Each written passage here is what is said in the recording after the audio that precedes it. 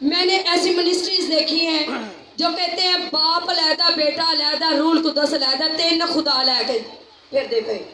بہت سے ایسے غیر مذاہب کے لوگ ہیں، وہ اکثر سوال کرتے ہیں کہ ہم نے سنا آپ کے تین خدا ہیں، ہم نے سنا ہے آپ کے تین خدا ہیں، باپ، بیٹا اور روح القدس، لیکن ہم ان کو یہی بتاتے ہیں خدا ایک ہے لیکن اس کے ٹائٹل تین ہیں۔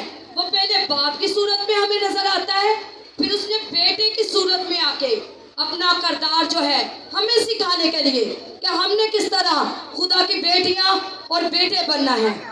وہ تابع دار رہ کے، وہ فرما بردار رہ کے ہمیں سکھا کے گئے کہ ہم نے کس طرح اپنے باپ کی مرضی کو روئے زمین پر رہتے ہوئے پورا کرنا ہے۔ وہ پھر بیٹے کی صورت میں ہمیں نظر آئے۔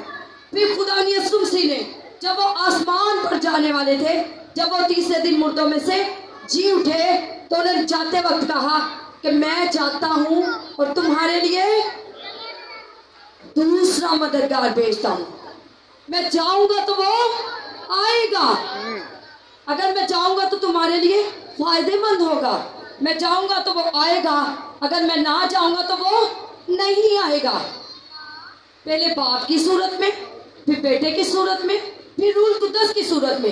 خدا ایک ہی ہے۔ آپ نے سورج کو دیکھا ہے؟ سورج کو دیکھا سب نے؟ سورج کتنی ہے؟ سورج ایک ہی ہے۔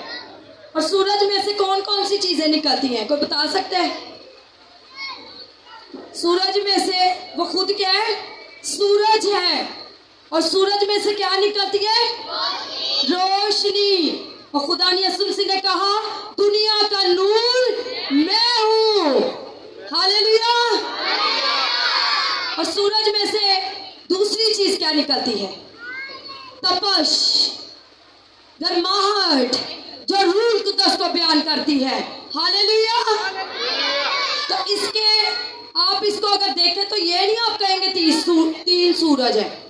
سورج ایک ہی ہے لیکن اس کے ٹائٹل، اس کے فائدے آپ کو الگ الگ نظر آتے ہیں، اس کے فائدے آپ کو الگ الگ ملتے ہیں۔ آپ کو روشنی ملتی ہے، آپ کو تپش ملتی ہے۔ اسی طرح باپ ایک ہی ہے، بیٹا بھی اس میں سے نکلا، روح القدس بھی اس میں سے نکلا۔ پریز دی لارڈ، پریز دی گاڈ، ہاللیلویا۔ ہمارا فیتھ ہے خدا باپ، خدا بیٹا اور خدا روح القدس۔ آمین۔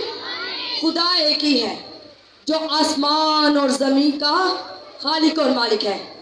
خدا حصہ بہ حصہ، طرح بہ طرح ہم سے کلام کرتا آ رہا ہے۔